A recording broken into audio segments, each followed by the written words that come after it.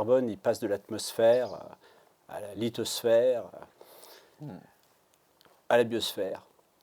Donc en fait, il peut passer du calcaire dans les roches, il peut passer dans des êtres humains, dans des salades, il peut passer dans l'atmosphère, il va se retrouver sous forme de carbonate dans les océans. C'est le même carbone.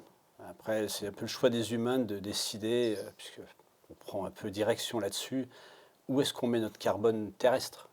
C'est pas quelque chose qu'on va refabriquer, ça. On fabrique plein de choses, on est super fiers de nos grands missiles qui font plein de bombes et qui explosent tout, mais on n'a toujours pas fabriqué un atome de carbone facilement. On en fabrique, hein, techniquement, mais enfin, pas suffisamment.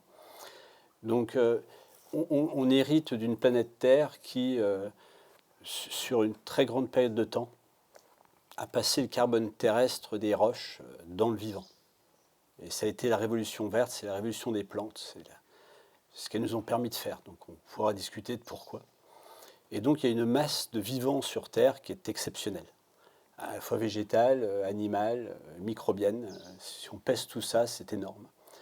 Donc une bonne partie du carbone de notre planète Terre est passée dans ce qui est le vivant.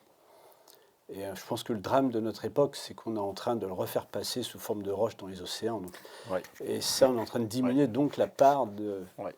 vivants qu'on peut peser sur Terre. Donc ça se voit par la biodiversité, on peut le voir par plein de choses.